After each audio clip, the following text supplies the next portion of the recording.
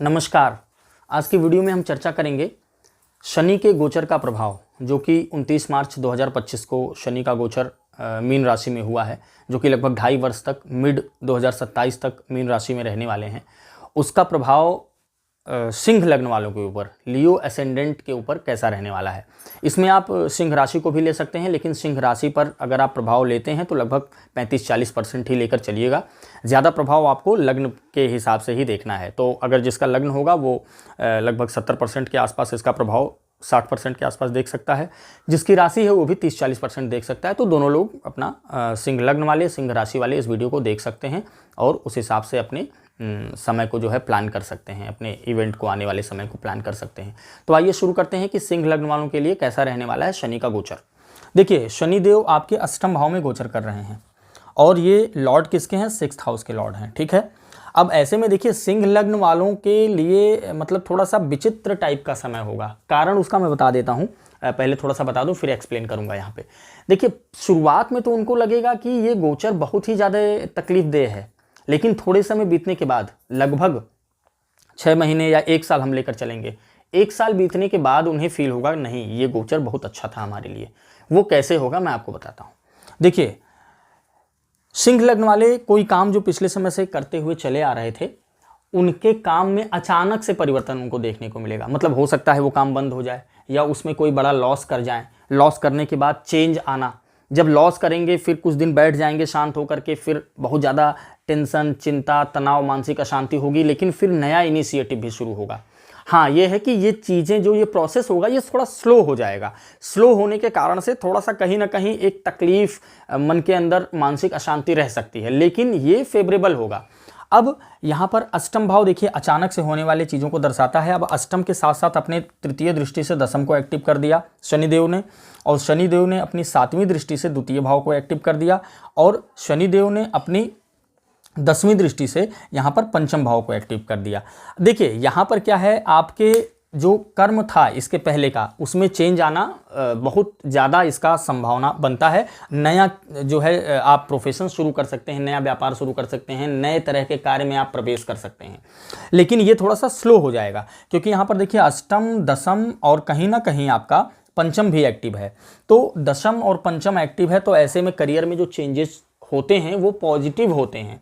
हाँ, अष्टम भी एक्टिव है, तो एक नुकसान के बाद ये चीज़ हो सकता है, एक लॉस हो जाए आपको। वो किसी भी तरह का हो सकता है, धन से संबंधित लॉस हो सकता है, व्यापार से संबंधित लॉस हो सकता है, मानसिक अशांति हो सकती है, या परिवार में कोई परेशानी आ सकती है। कारण उसका क्या है? क्योंकि देखिए यहाँ पर 6th हाउस के स्वामी होकर के शनिदेव यहाँ पर गोचर कर रहे हैं। ऐसे में इस समय सिंह लग्न वालों के लिए हर्ष नामक विपरीत राजयोग का निर्माण कर रहे हैं। विपरीत राजयोग तभी फलित होता है जब हमें कोई झटका लगता है। झटका लगने के बाद विपरीत राजयोग फलित होता है। झटका लगने मतलब कोई लॉस हो जाना, कोई इलनेस हो जाना, कोई तकलीफ आ जाना जीवन में, उससे आदमी उबरता है, फिर वो अपने मतलब फिर से साम्राज्य को बनाने का प्रयास करता है और वो कर भी ले जाता है, क्योंकि ये बहुत ही अच्छा योग है। अगर जिसकी कुंडली में नेटल की पोजीशन भी वहां पे होगी तो ये बहुत ही जबरदस्त तरीके से काम करेगा। या फिर नेटल की पोजीशन जो है शनिदेव की मान लीजिए 6 में है, तब भी अच्छा काम करेगा उनके लिए। लेकिन अगर मान लीजिए नेटल की पोजीशन सेम इसी तरह है कि शनिदेव उनके बैठे ही हुए हैं 8वें घर में और शनि के ऊपर से शनिदेव गोचर कर रहे हैं, तो ये मानकर चलिए जो तकलीफ आपको आई, आपके फैमिली को आई, आपके जो है प्लानिंग में जो डिस्टर्बेंस हुई, वो एक पॉजिटिव अप्रोच लेकर आया है। आपको वो परिवर्तन फायदा देकर जाएगा। तो यहाँ पर ये चीज़ समझ लीजिए कि थोड़ा सा आपको मानसिक अशांति का सामना करना पड़ सकता है। हाँ, ये है कि मान लीजिए जिसके उसमें चेंज नहीं हो रहा है, कुछ वैसा नहीं हो रहा है, तो उसके प्रोफेशन से संबंधित चीज़ों में एक बर्डन और बोझ जैसी फीलिंग उसको आएगी कि बड़ा जिम्मेदारी आ गया, बहुत ज़्यादा बोझ आ गया, बहुत स्टक जैसा फील कर रहे हैं, बहुत ज़्यादा काम करना पड़ रहा है, बहुत मेहनत करना पड़ रहा है। तो इस तरह की स्थिति देखने को मिलेगी। हाँ, अगर आपका सब कुछ सामान्य तरीके से चल रहा है तो कोई भी बदलाव मत करिए। कोई बहुत ज़्यादा बदलाव करने का समय ये फेवरेबल नहीं है। हाँ, अब भाग्यवश जो जिस योग का निर्माण सिंह लग्न वालों के साथ हो रहा है उसमें अचानक से चेंजेज आ रहे हैं, तो उसमें आप कुछ नहीं कर सकते हैं। ऐसे में आपको क्या करना है, ईश्वर पर पूर्ण रूप से भरोसा रखिए और जो जैसे हो रहा है चलने दीजिए, आराम से चीज़ों को लेकर चलिए। देखिए, दशम भाव को एक्टिव कर रहा है तो कहीं ना कहीं प्रोफेशन से रिलेटेड कुछ इवेंट्स, अच्छे इवेंट्स होंगे, लेकिन जो भी चीज़ें होंगी वो स्लो हो जाएंगी। शनि का प्रभाव जहाँ भी होता है ना, वो चीज़ें स्लो हो जाती हैं। अब देखिए, आपके 2nd हाउस पर जो है असर पड़ रहा है। तो सेकंड हाउस पर असर पड़ रहा है तो फैमिली के लिए थोड़ा सा कष्टदायक समय है। फैमिली में धन का पैसे का लॉस, वेल्थ का हाउस होता है, पैसे का लॉस हो सकता है और वो ज़्यादातर आपके कर्म से संबंधित कारणों से हो सकता है। यहाँ पर 10th हाउस हेल्थ के लिए भी बहुत अच्छा नहीं माना जाता है, तो आपके हेल्थ में भी इफेक्ट पड़ सकता है। लेकिन कहीं ना कहीं हेल्थ के लिए इसलिए बहुत ज़्यादा इफेक्ट नहीं कहूँगा मैं, क्योंकि कहीं ना कहीं पंचम भाव भी एक्टिव है। तो जो कि पंचम भाव एक्टिव होने के कारण से 6th से 12th पड़ता है, तो ये कहीं ना कहीं थोड़ा सपोर्ट आपको देगा। ऐसे में अगर आप अपने किसी स्किल को अपग्रेड करना चाहते हैं, किसी भी रिसर्च रिलेटेड सब्जेक्ट को पढ़ना चाहते हैं, तो बहुत अच्छा समय है। देखिए, जो लोग रिसर्च के काम में हैं, अष्टम भाव से संबंधित जिस काम में हैं, लॉ के फील्ड में हैं, उनके लिए फेवरेबल समय है। रिसर्च से रिलेटेड फील्ड में हैं, उनके लिए फेवरेबल समय है। डॉक्टर्स के लिए विशेष करके अच्छा समय है। और जो मतलब कि मैंने लॉ तो बता ही दिया। उसके बाद जो डेटा इंजीनियरिंग का काम कर रहे हैं, डेटा से रिलेटेड काम कर रहे हैं, उनके लिए अच्छा समय है। फाइनेंस में जो सीए वगैरह का काम कर रहे हैं या फिर ऑडिट से रिलेटेड काम कर रहे हैं, ऑडिटिंग का काम कर रहे हैं, उनके लिए भी अच्छा समय है। इंश्योरेंस सेक्टर वालों के लिए भी अच्छा समय है। तो इस तरह की चीज़ें आपको देखने को मिलेंगी। हाँ, थोड़ा सा यहाँ पर हेल्थ पर आपको ध्यान देना है और वेल्थ से संबंधित, पैसे से संबंधित कोई बड़ा डिसीजन मत लीजिए।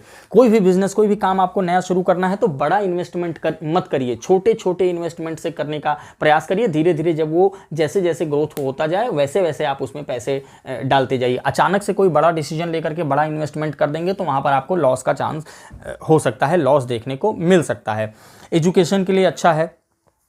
बच्चे के मानकर चलिए बच्चे के हेल्थ में यहाँ पर थोड़ी सी परेशानी आपको देखने को मिल सकती है, क्योंकि पंचम से 6th हाउस एक्टिव हो रहा है और लग्न, उसके मतलब लग्न पर आपके बच्चे के लग्न पर भी डायरेक्ट शनि की दृष्टि पड़ रही है और कहीं ना कहीं बच्चे का 10th भाव भी एक्टिव है। तो ऐसे में बच्चे के हेल्थ पर में तो प्रॉब्लम आ सकती है, लेकिन उसके जॉब से संबंधित चीज़ें फेवरेबल रहेंगी। जॉब उसके लिए, जो भी जॉब में हैं बच्चे, उनके लिए फ़ायदा करेगा। और आपका बच्चा यदि जॉब में कुछ चेंज करना चाह रहा है, कोई जॉब नहीं उसको मिल रहा था, काफ़ी दिनों से जॉब मिल सकता है, तो इस तरह के इवेंट्स आपको देखने को मिलेंगे। तो सिंह लग्न वाले, हाँ, थोड़ा सा टफ टाइम है क्योंकि चेंज बड़ा हो रहा है, तो ऐसे में बचाकर यहाँ पर चलना होगा। अब यहाँ पर रेमेडीज़ क्या करनी चाहिए मैं आपको बता देता हूँ। उन रेमेडीज़ को करिए, उससे आपको लाभ देखने को मिलेगा। सिंह लग्न वालों के लिए हनुमान चालीसा का पाठ बहुत ज़्यादा जरूरी है। हनुमान मंदिर में जाइए, हनुमान चालीसा का पाठ करिए और सूर्य देव की भी उपासना आप कर सकें तो बहुत अच्छा रहेगा।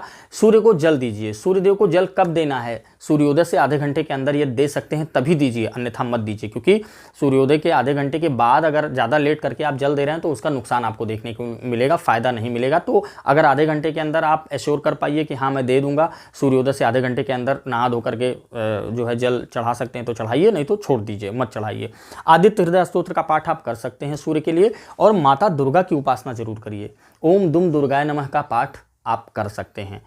ओम दुम दुर्गाय नमः, इस मंत्र का जाप डेली 10 मिनट करिए तो हनुमान जी की पूजा, दुर्गा जी की पूजा और सूर्य की पूजा, ये इतनी पूजा पाठ और आप ये करिए, इससे आपको लाभ देखने को मिलेगा। अब यहाँ पर मैं थोड़ा सा बताना चाहूँगा कि सूर्य की स्थिति कहाँ कहाँ पे यदि है तो आपके लिए अच्छा समय है, फेवर करेगा। देखिए, सूर्य की स्थिति यदि आपके लग्न में है तो ये आपके लिए फेवरेबल हो सकता है, ये गोचर थोड़ा ठीक रहेगा, स्थिति ठीक दिखाई देती है यहाँ पर। यदि सूर्य की स्थिति आपके 9th भाव में है तो भी ये अच्छा समय है, जो है सिंह लग्न वालों के लिए। मतलब जो प्रॉब्लम्स हैं वो थोड़ी सी कम हो जाएंगी, उसका इफेक्ट थोड़ा सा कम होगा और थोड़ा पॉजिटिव हो जाएगा। यदि सूर्य की पोजीशन आपके 10th भाव में है तो भी आपको अच्छा लाभ देखने को मिलेगा। यदि सूर्य की पोजीशन आपके 11th हाउस में है तब भी आपको लाभ, यहाँ पर लाभ देखने को मिलेगा। और यदि सूर्य की पोजीशन आपके पंचम हाउस पर है, मतलब पंचम भाव में सूर्य की पोजीशन यदि बन रही है, लेकिन यहाँ पर सूर्य की डिग्री देखनी होगी। सूर्य यहाँ पर अगर कम डिग्री के हैं तो अच्छा लाभ देंगे, यदि बहुत ज़्यादा डिग्री के हैं तो थोड़ा सा यहाँ पर बहुत अच्छा फेवर आपको देखने को नहीं मिलेगा। तो इस तरह से सिंह लग्न वालों के ऊपर शनि का गोचर का प्रभाव रहने वाला है। आशा करता हूँ आप सभी लोगों को वीडियो के माध्यम से जानकारी मिली होगी और इसको आप जानकारी लेकर शनि के गोचर को आप प्लान करके चलेंगे। तो इस वीडियो को यहीं पर एंड करेंगे, फिर मिलते हैं अगले किसी अन्य वीडियो के साथ। तब तक के लिए आज्ञा दीजिए। नमस्ते, प्रणाम आप सभी को।